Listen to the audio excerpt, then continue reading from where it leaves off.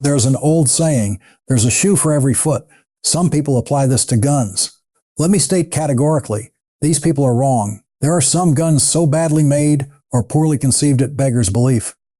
To help you avoid a costly, dangerous mistake, we've listed 13 guns for home defense you should absolutely stay away from.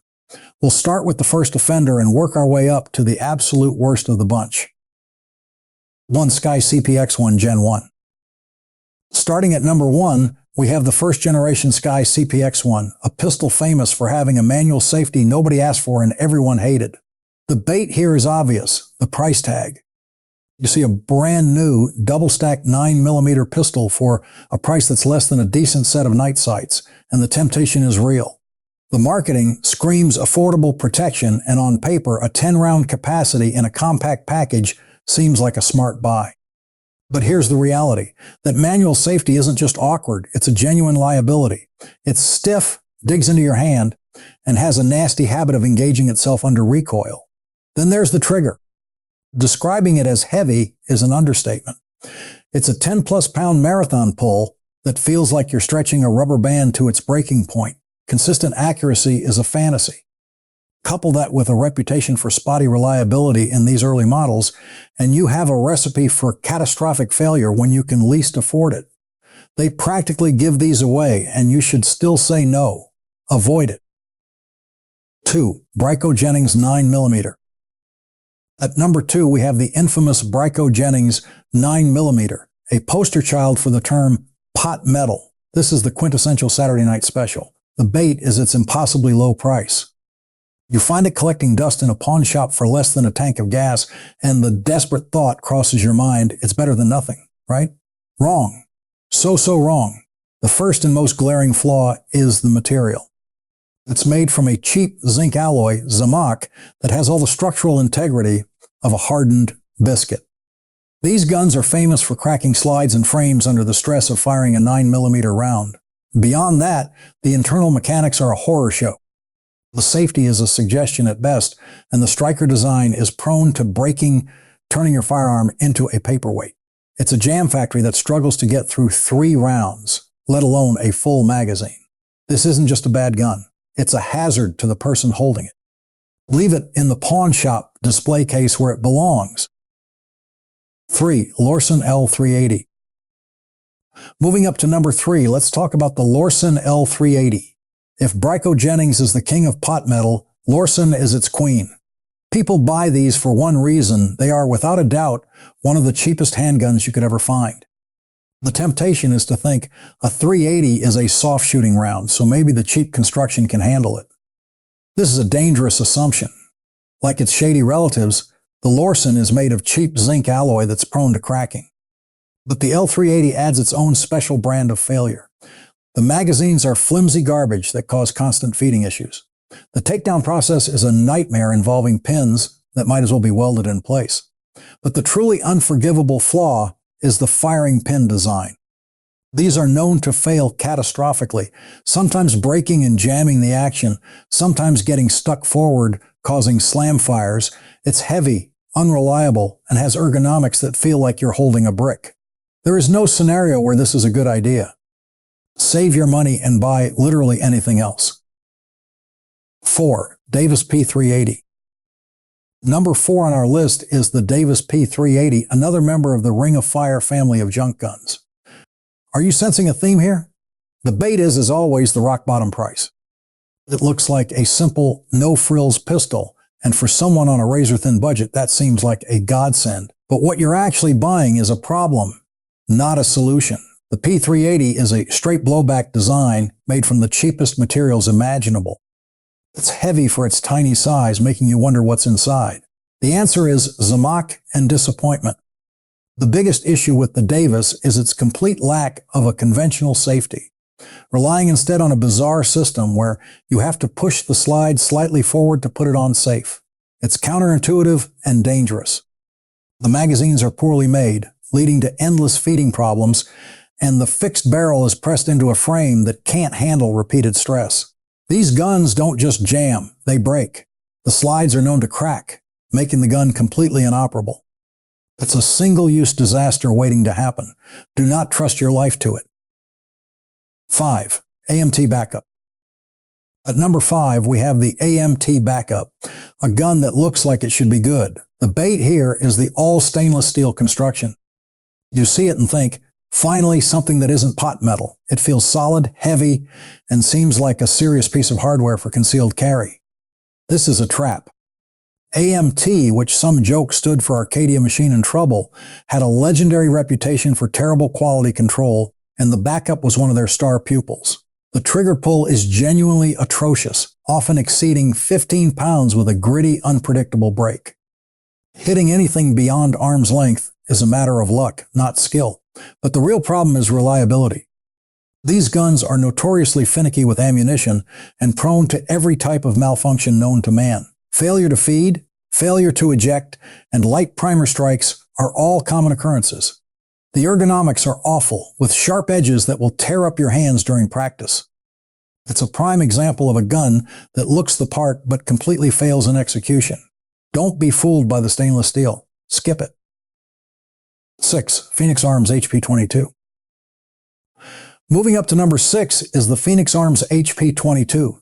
This one's tricky because people see a cheap 22 and think great for practice or for someone who's recoil sensitive. And yes, the price is dirt cheap. That's the bait. The problem is that this isn't a firearm. It's a puzzle box with a ridiculously complicated manual of arms. It has multiple safeties that must be manipulated in a specific, nonsensical order to do anything. You can't rack the slide with the main safety on.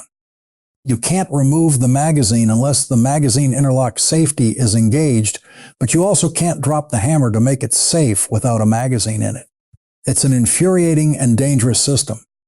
For a home defense gun where simplicity and speed are life-saving, this is the absolute opposite of what you need. Imagine trying to remember that convoluted sequence under extreme stress. Beyond the safety nightmare, it's another pot metal special, prone to cracking and parts breakage.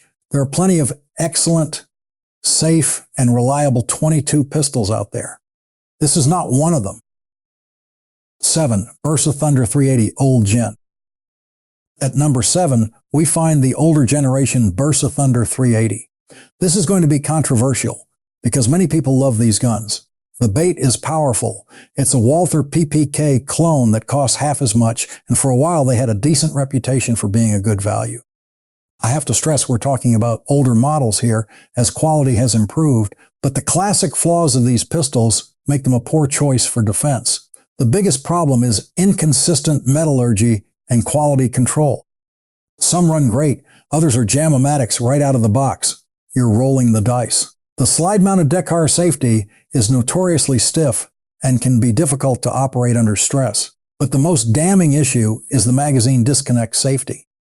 If you lose or damage the magazine, or if the magazine release is accidentally hit during a struggle, your gun becomes a paperweight. It will not fire. For a home defense weapon, a feature that can completely disable your gun at the worst possible moment is a non-starter. It's an unacceptable point of failure. There are better options today.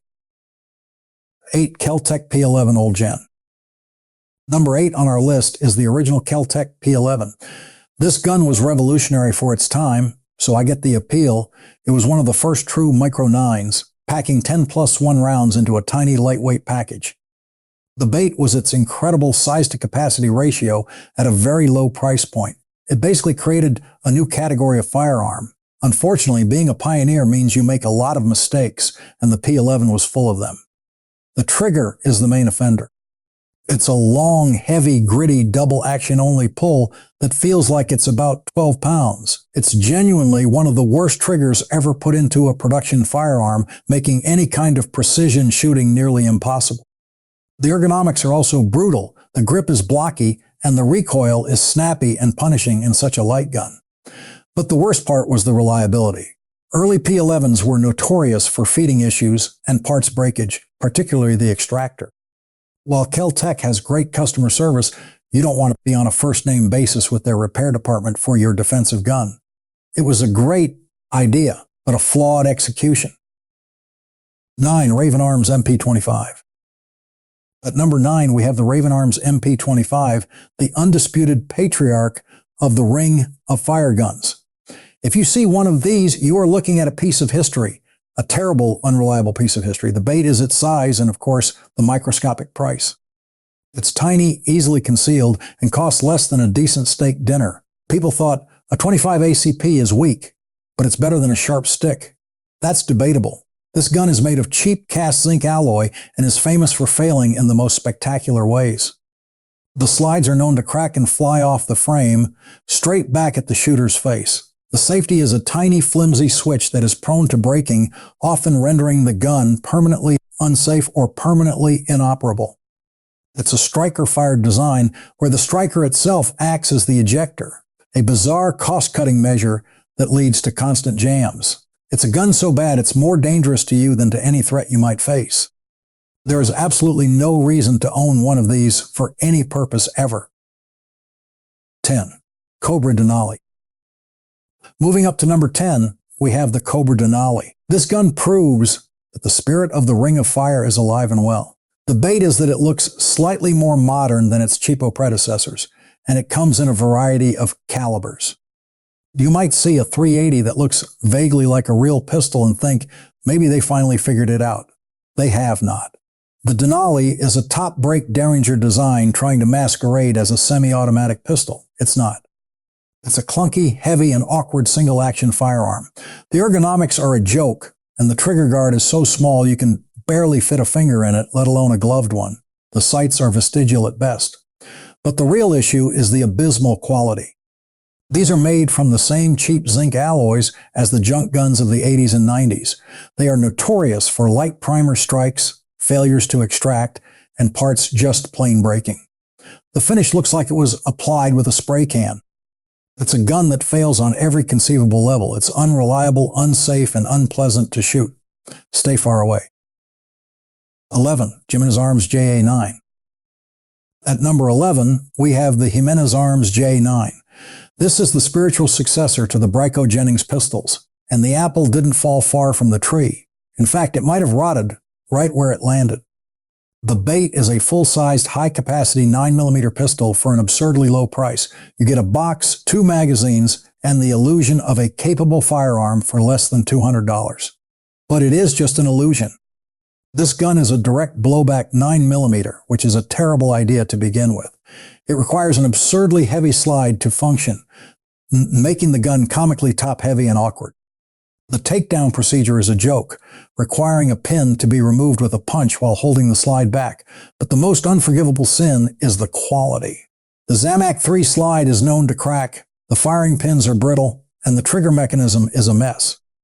It has a magazine disconnect, and the trigger itself is a long, mushy pull. It's a gun that combines the worst design choices with the worst materials. This isn't a bargain, it's a liability. 12. Hi-Point C9. Number 12 on our list is the Hi-Point C9. Oh, you knew it was coming.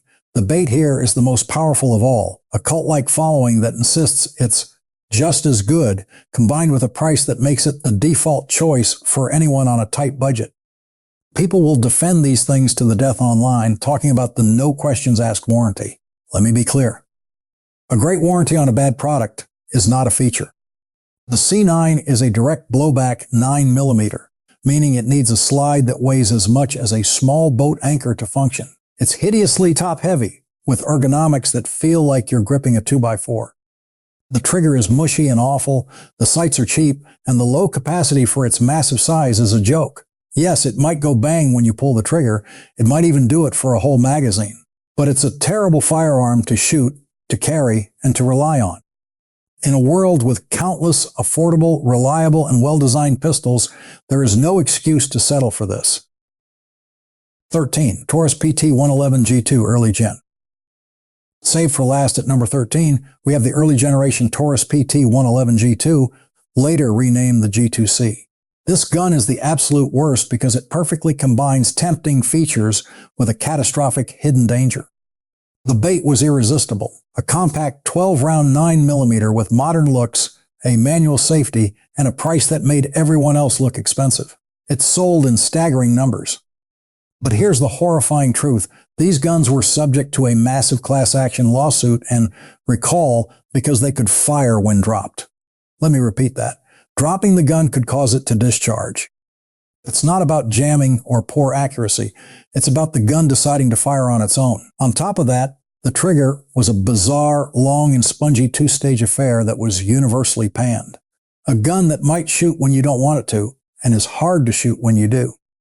Owning an early, unrepaired model isn't a gamble. It's willful negligence. It is the definition of a disaster. And there you have it. Our list of 13 guns you should absolutely avoid for home defense. Did we miss any disaster guns? Let us know in the comments down below. If you found this video helpful, please leave a thumbs up. If you don't want to miss out on any future videos, subscribe to the channel. Thanks for watching. We hope to see you in the next video. Till next time, stay safe out there.